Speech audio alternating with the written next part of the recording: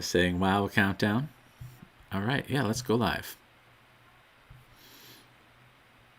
All right, looks like we're live now. Hi there, this is Matt Heffernan. Welcome back to my channel.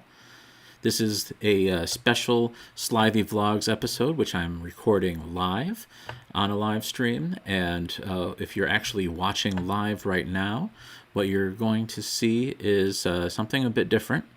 This live stream won't be staying up on my main channel for a while.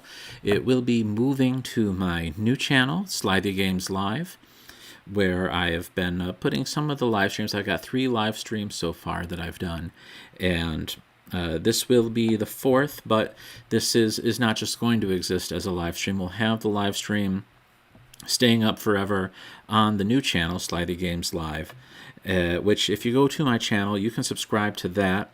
That is right under the channels tab on the page, and you'll be able to get, just if you're not able to be up on the internet at the time where I'm putting these videos out, that you'll be able to see them all happening.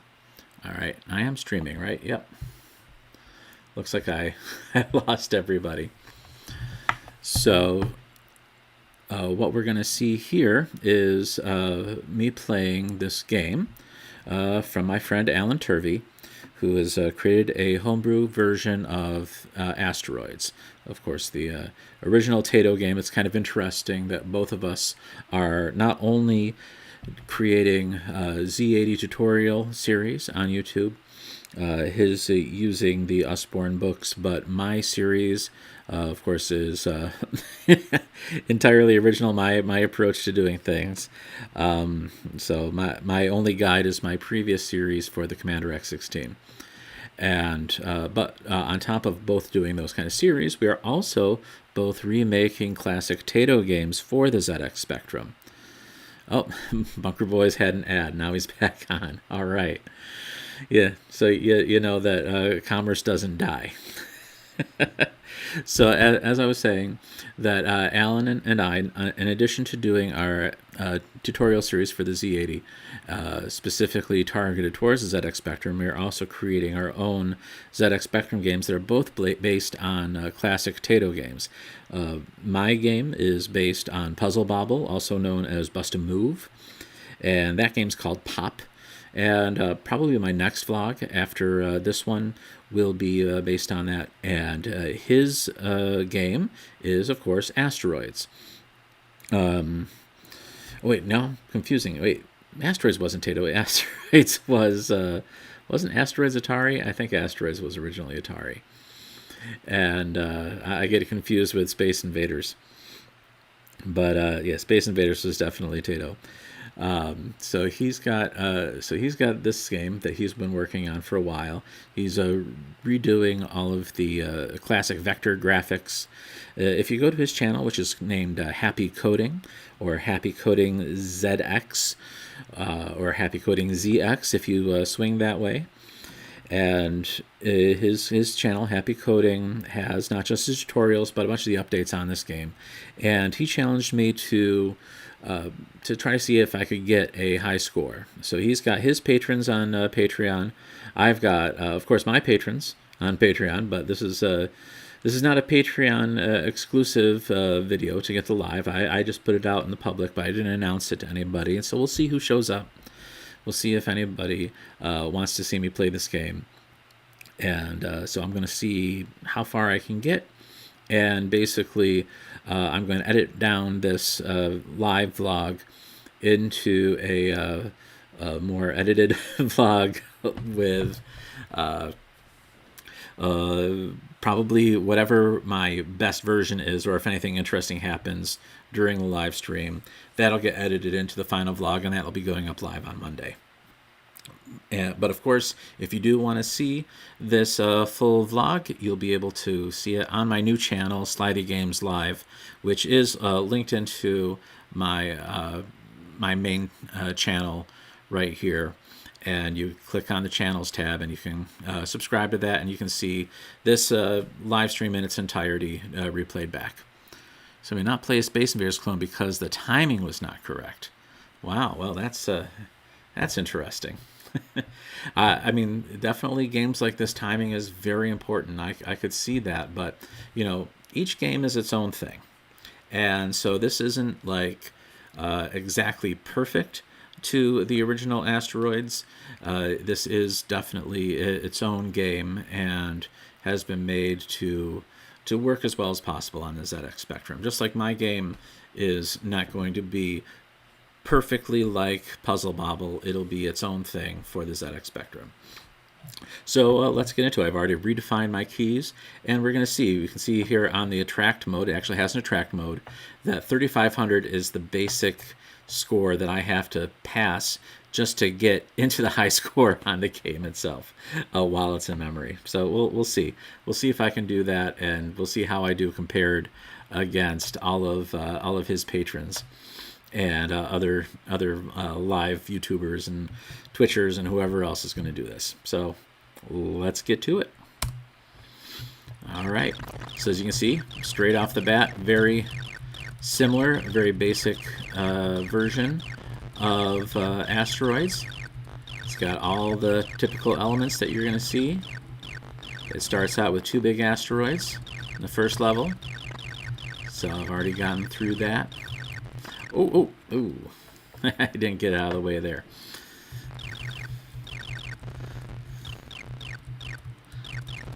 Now, I did not play a ton of the original Asteroids in the arcade, but at home, I had a Vectrex. And if I think about the Vectrex, you know that there's a version of Asteroids that was built into it. If you did not put a cartridge in, you were playing the Vectrex version of Asteroids. Can't quite remember what that was called now. Because again, didn't have to actually put in a any cartridge for it. It was just automatically playing. So I played that quite a bit, even though I had quite a few cartridges for the Vectrex. That was also a very solid version of... didn't quite make 3500 there in that first try. Very solid version of Asteroids, and of course with the Vectrex had a real vector monitor. Here Alan is making a... trying to make a version for the Spectrum, where of course it is going to be for a PAL-based TV, good old raster display. It is not going to be vector display compatible. So that would be kind of interesting. And of course, there were vector games. I can't remember, any specific ones offhand that used a vector display and a Z80, but I'm sure there were some. It was so very common in that sector. A lot of arcade cabinets had a Z80 in them, and you had that period in the mid to late 70s and into the early 80s, where vector displays were pretty popular, because you really had a lot of limitations with the raster display. It required a lot of CPU horsepower to do sophisticated graphics, especially graphics that would scale or give you any sort of like 3D effect. And of course you'd have all the little jackies like you can see on this. It doesn't look as nice on Asteroids, doesn't look as nice on a raster display as on a vector display. Hey, look at that. All right, so 4660, that's the best I could do. And it looks like I still got to use the game controls to, I can't just type in my initials. So let's get the old initials in there. Do you have any experience with vector graphics? Not specifically for like vector display graphics. I have done a little bit of programming in vector graphics, but for the most part, any of like the game programming I've done has been straight up raster graphics, little tiles, sprites, that sort of thing. And I mean, obviously, here with the spectrum, let me show here, enter. We can show different colors on here, which is kind of cool. If I get like cyan, that gets a little more like the original there. But yeah, so I haven't tried doing vector graphics for the spectrum yet. Haven't been doing a whole lot with it yet, other than my game, which is definitely a very tile sprite type game. Trying to do that with the Spectrum's graphic capabilities, which of course are extremely simple, but it does lend itself well enough to be able to draw simple shapes and be able to have enough buffering so that here you can see he's able to do these vector graphics. It doesn't look like it's going quite at 50 frames a second. So that he is able to do nice flicker-free vector drawing. He can have this text up here. He's able to draw these shapes, and it ends up looking pretty good. So I think he may be cheating it a bit though with this one, since there's nothing scaling in it. It's not like the original Star Wars vector game where you had a lot of scaling vector graphics, and that's definitely not the case here. So I think this is more just of a cheat of a bitmap. But if you actually go to his channel, he does. All right. Oh, looks like I might have lost the stream there for a bit, but hopefully the recording works.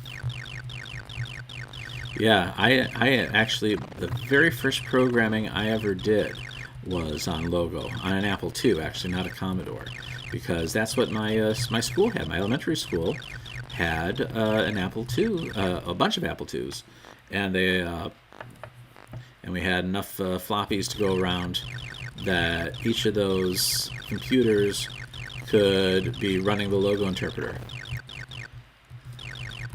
And that was my very first ever introduction to programming at the tender age of 8 years old, before I even had any sort of computer at home. Oh, well, it looks like I did a little better that time. Got up to 5690. So I'm just going to play this a few times until I get up to... Oh, there we go. Oh, how nice. My initials were preloaded in there. So, all right. Looks like I'm moving up. Oh, it pushed out my older score. Interesting. So 5690 is where I'm at. We'll see if I can hit 10,000.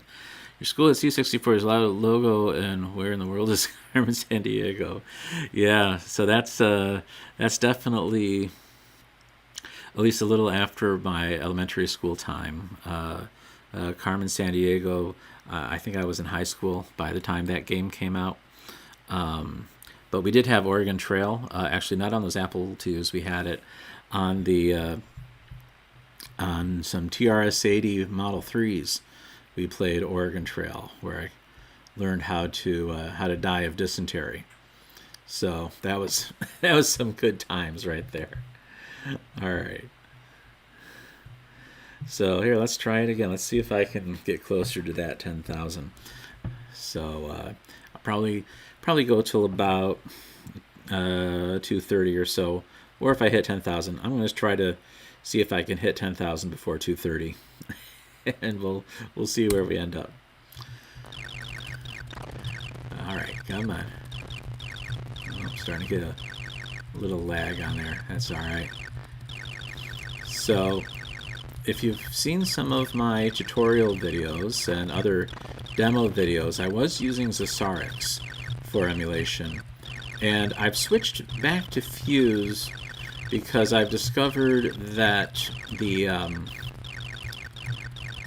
Asteroids, yeah, it's kind of janky to use, but I was before, when I was having trouble with Fuse, I was using the SDL version of it.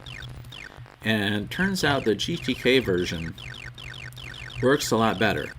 I was thinking that the SDL version would be a little more little more realistic, maybe a little higher quality, better fidelity, but this seems to do pretty well. And and definitely the STL version was a mess. I am not doing well this go around. Oh. So you work nights, you not sleep well? Probably more the latter. So I definitely push off a lot of this YouTube stuff to the late night when my wife and kids are snugly in bed, and then I do some of these adventures. So generally, I need to have some quiet time to record these things. So yeah, it's going to be a little more on the later end. All right, that was not a good one. Let's try to do this for real.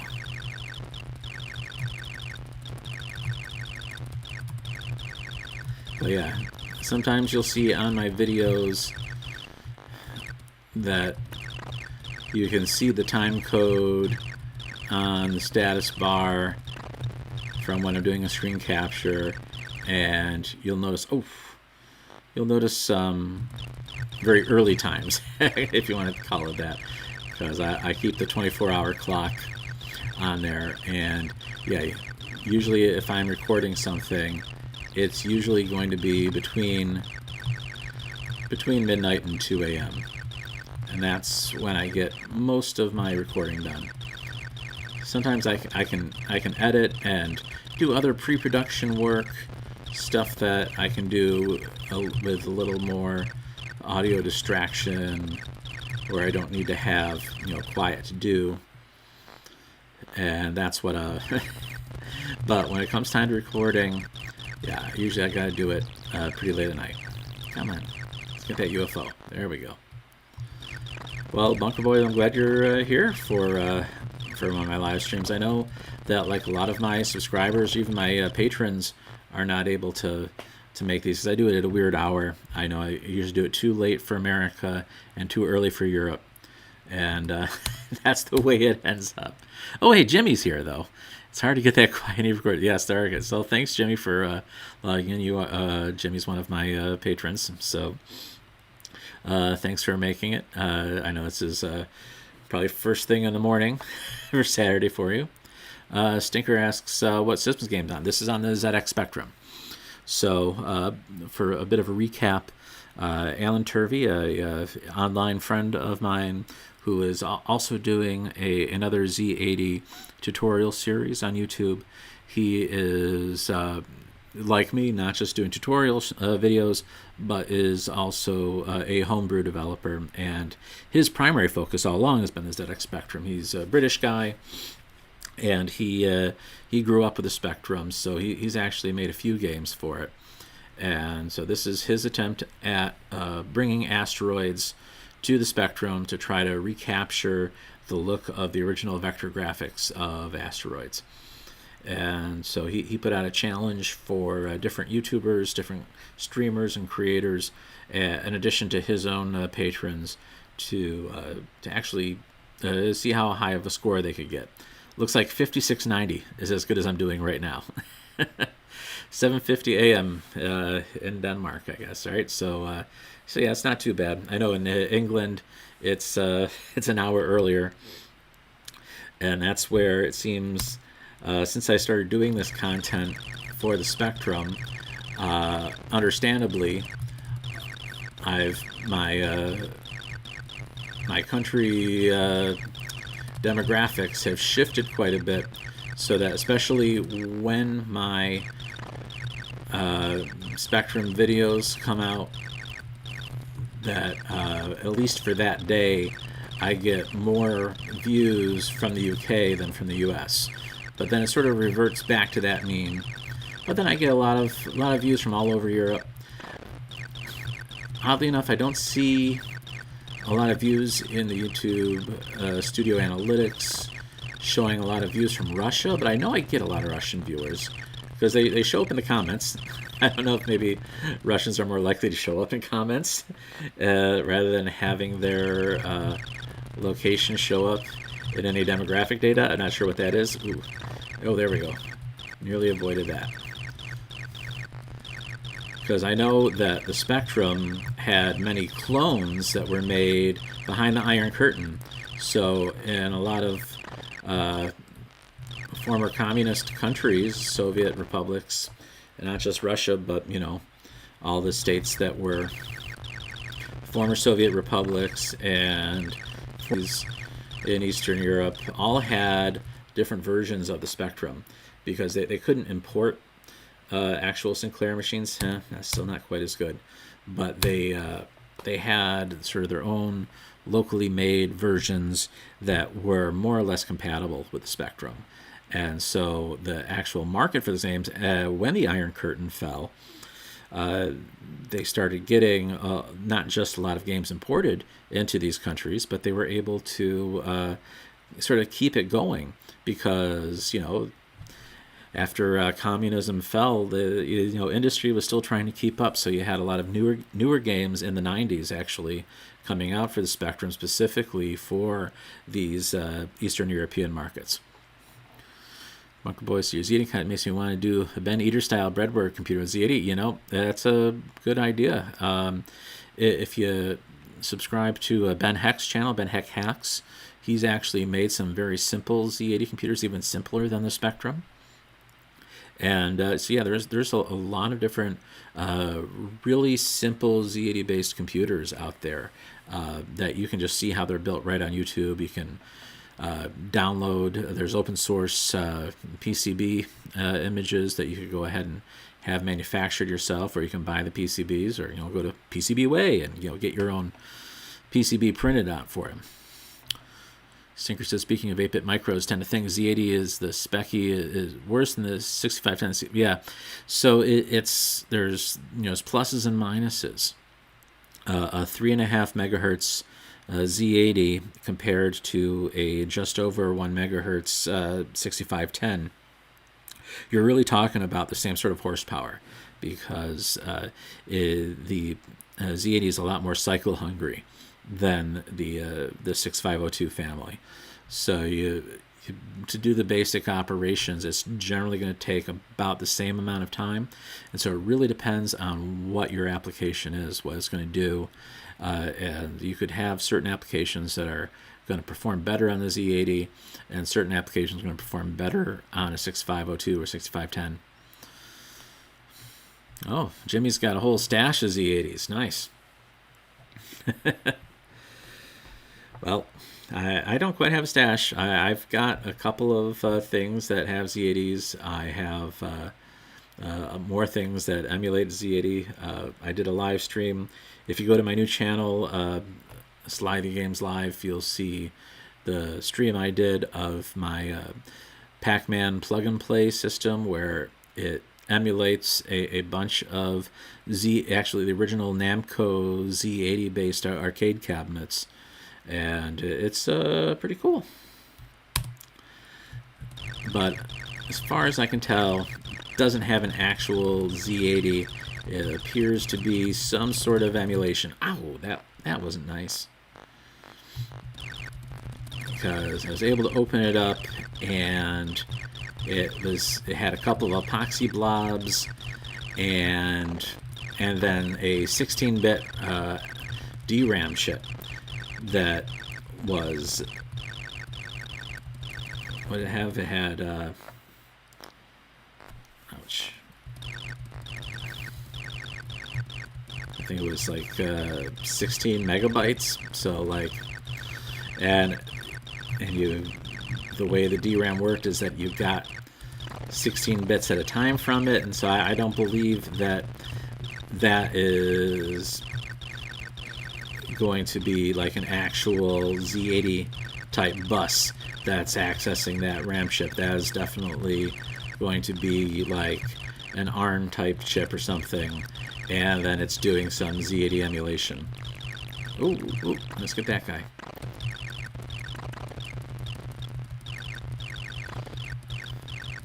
But I have some TI calculators, that do have, or at least Z80 compatible chips in them.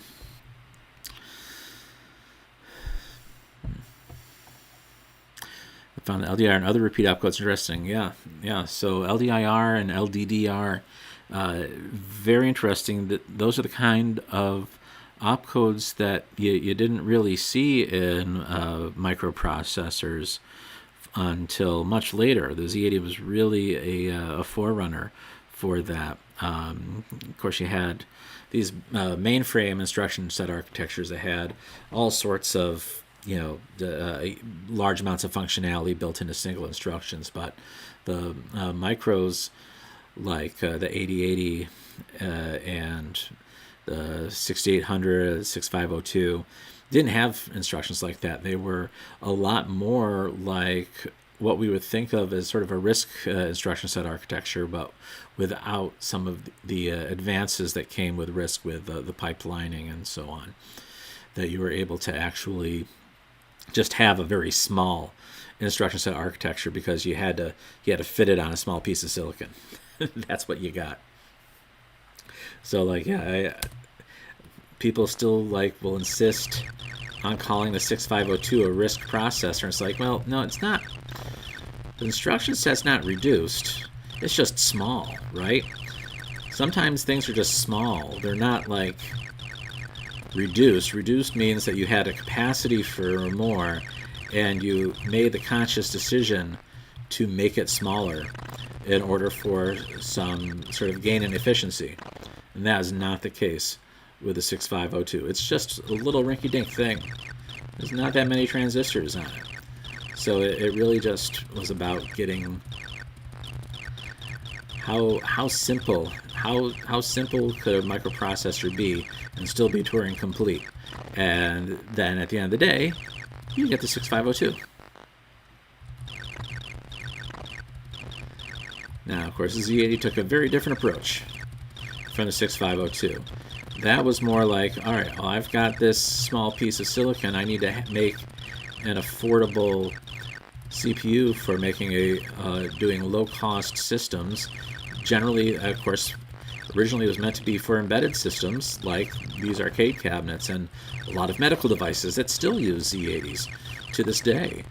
And so then it was like, well, how do we make a processor that is not just backwards compatible with the 8080, but also introduces all these other things to make programming a lot better. Is this my highest score so far? Yep, that's the best I've done so far, 6,040. And yeah, so that's what you had with the Z80, is something that it wasn't RISC. It wasn't reduced. In fact, it's augmented. Is how sophisticated of an instruction set architecture can we get in a small piece of silicon, in a cheap microprocessor, and put in embedded systems, and then be able to build cheap, single board computers, or eventually home computers like the ZX Spectrum. You didn't have to add a whole lot of extra hardware to it to make it work. So, Stinker says he wants to toy around with an FPGA at some point.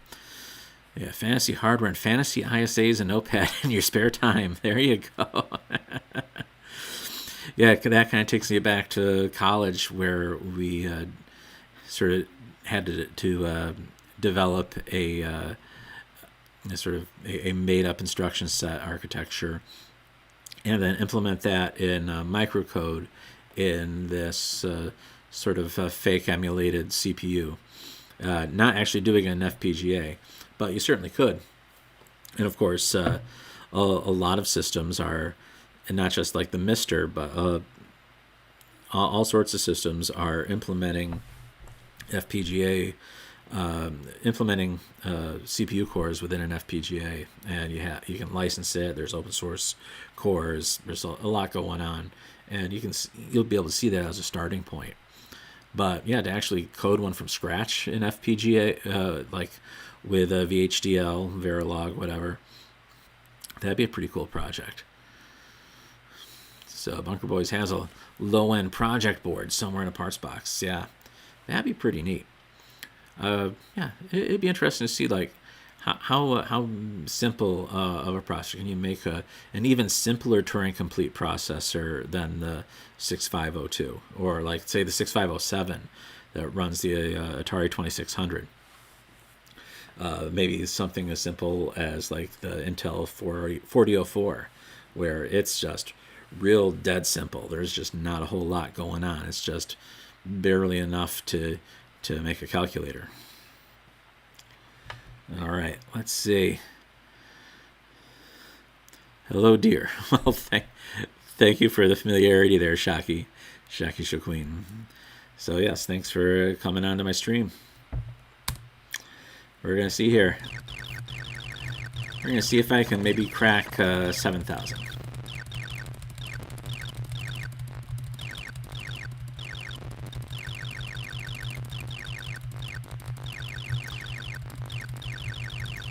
Seems I can usually get through this first level unscathed, which is helpful.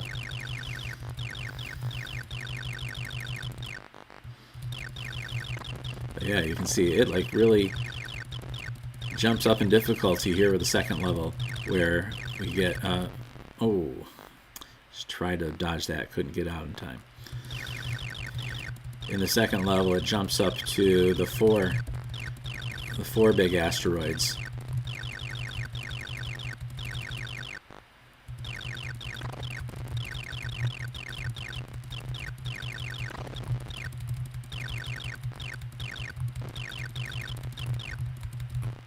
Oof.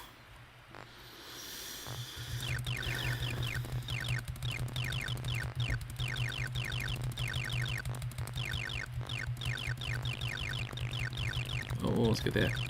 No!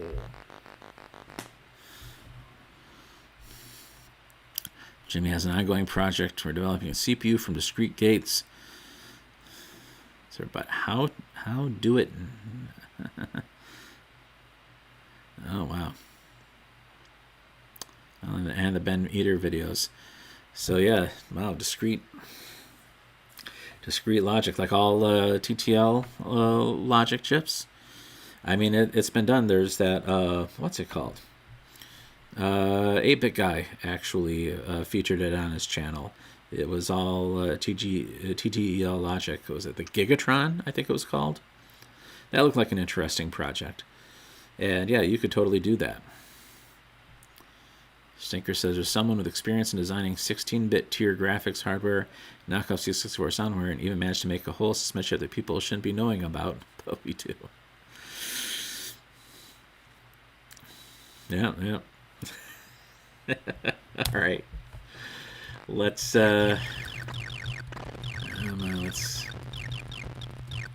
see if we can get up a little higher.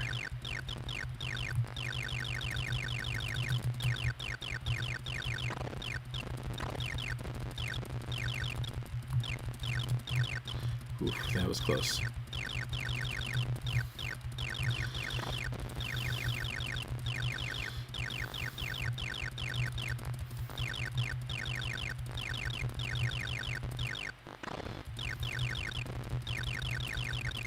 Ooh.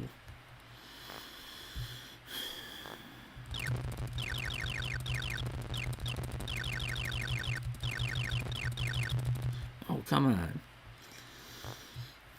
I think one thing that's a little frustrating with this is, ouch,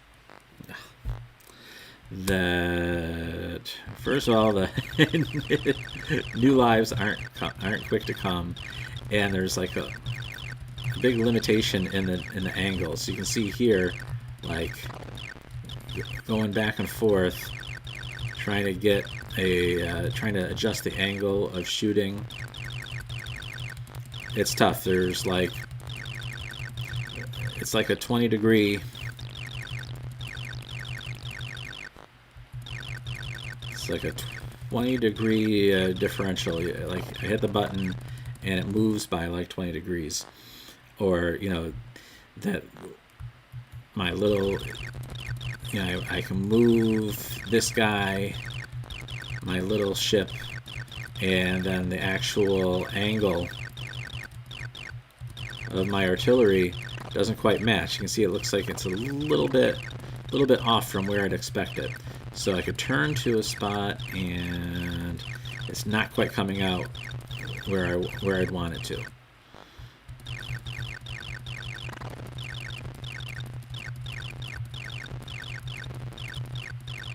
So yeah, I mean, definitely this is a work in progress. So a lot of those kind of things Alan still needs to be working on. But right now, I mean, it's pretty, I mean, it hasn't been like really playable for very long. This is it, like you just a couple weeks ago you couldn't die in this game. Right? You could just start shooting and you could shoot everything, but nothing would kill you. And now things definitely kill you. It's really a playable game. Of course, it was a lot easier when nothing could kill you. But now... okay. Come on.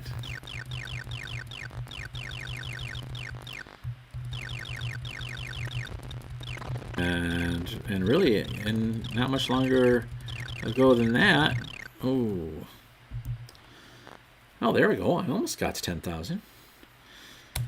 And not much longer ago than that, it was...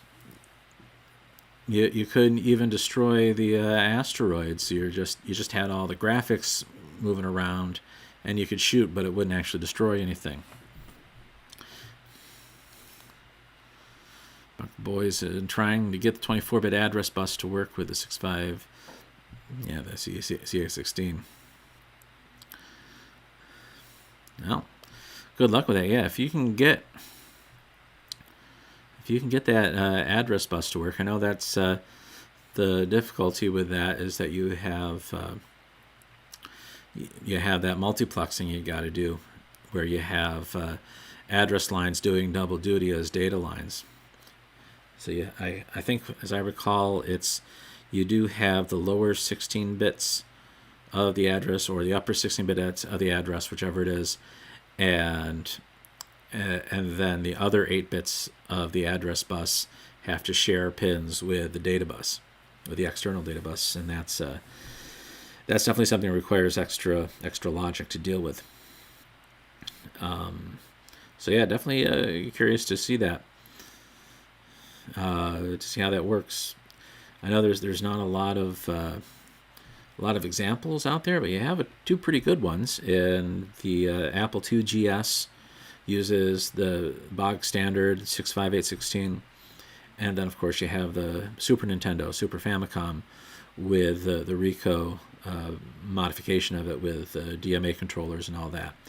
Though I think that has an entirely different pinout, and obviously with the DMA there's a whole lot of different wiring, different timings and things involved in that. But you can see how Apple did it with the 2GS, and that was a pretty nice system. We had those in high school, actually. The Macs were a little too expensive to give to all of us punk kids. Oh, that's not a good way to start. So we had the math department's, math/art department's lab stocked with 2GSs. So we could do not just we did computer graphics classes on that, did like basic, like how to use a word processor, spreadsheet database. Of course, all using AppleWorks. This was before you had Microsoft Office. And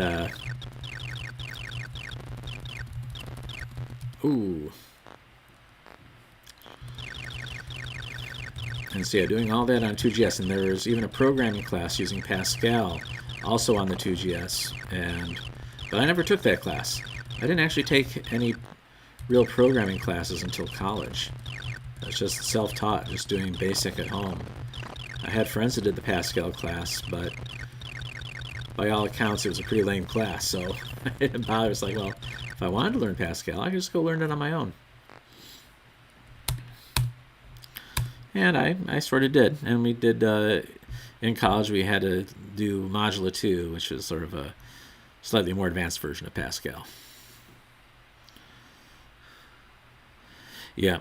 So Stinker says, the 24-bit addressing scheme, that's why the Commander X16 is now just using the 6.5 CO2. It's just simpler to deal with, and then they were able to basically take the original VIC-20 PCB and just modify that a little bit to get all this extra functionality put in.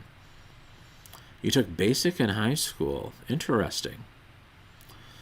Very interesting. So yeah, no, I don't recall any level of my education having BASIC be something that you could take as a class.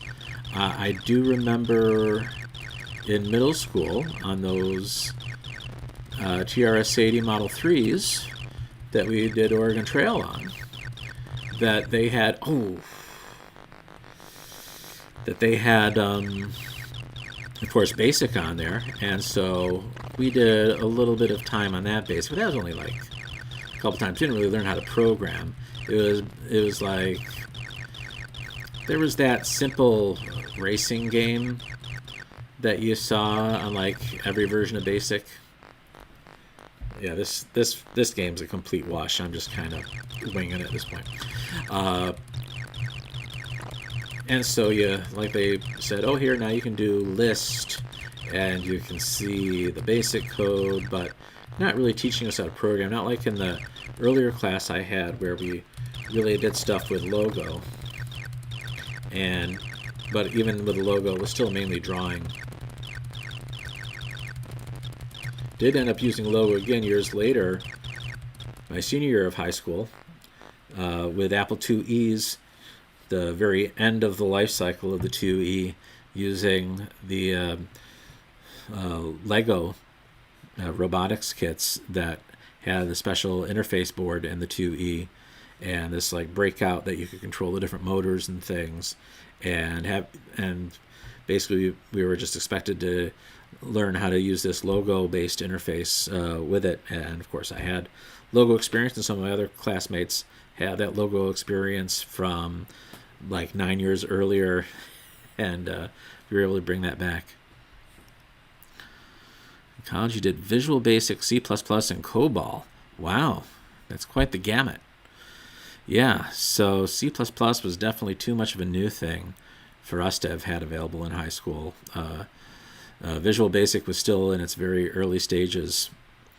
You didn't really have the Windows version of Visual Basic until really right before I graduated from high school. Which 65816 addressing modes wrap on bank boundaries and which ones don't? Yeah, I don't know. Personally, I don't know if you're asking somebody else in the chat.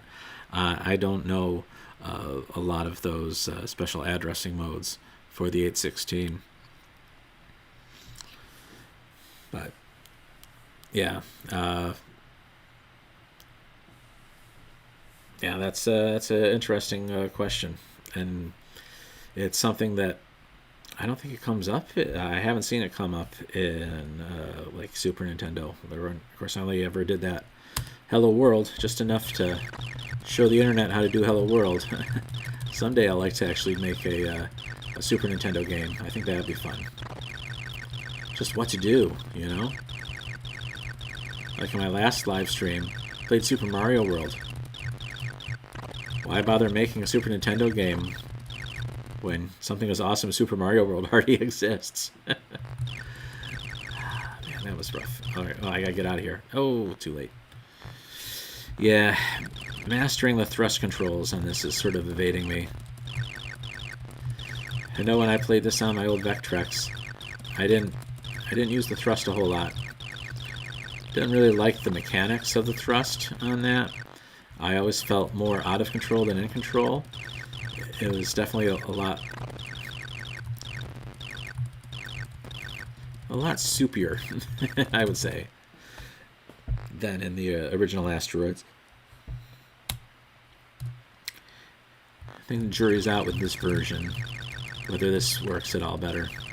I think this might be my last attempt. We'll see. unless this really goes south quick, like the last couple of games. Would really like to beat 10,000. Oh man, I'm starting to lag now. I don't know if that's just my emulator crapping out, or if the game itself gets slow when there's too many asteroids on the screen. I think it might be the game. Oh, you see.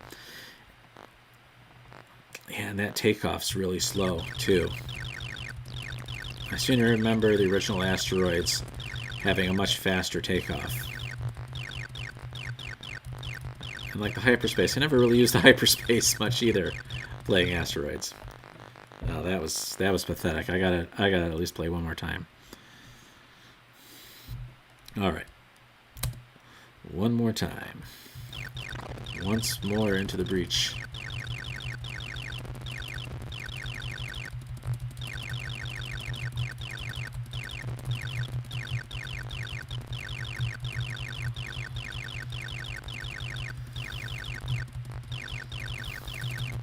Oh, come on. At least when, when the asteroids kamikazes you, it has the decency to self-destruct. Ugh, see, yeah. I try to evade, and I just can't evade fast enough. And I see, like... Oh. Alright. I'm not leaving it at that either. See, like here, I'll just do, like... Yeah, see the hyperspace? It seems like I just end up in a random spot. And then, yeah, it doesn't seem to help me at all to do hyperspace. Ugh. Oh, this one's even worse. Alright, let's see. I'm gonna... There we go. We're just gonna kill myself on that. The 65816 is something I call Weirdo Frankenstein. Yeah, that's definitely kind of how it happened with MOS, or actually WDC rather. It wasn't MOS that made it. Where WDC is like, hey, we should really make like a 16-bit processor. What should we do? Should we just copy the 68,000, where we kind of like, in the 6502, we basically copied the 6800. And they said, nah, let's make something like weirdly backward compatible, because we've got like these billions of systems running the 6502. Let's make something backwards compatible. And they did it. It wasn't a huge success, but it was a big enough success that they still make them. Right? It had a...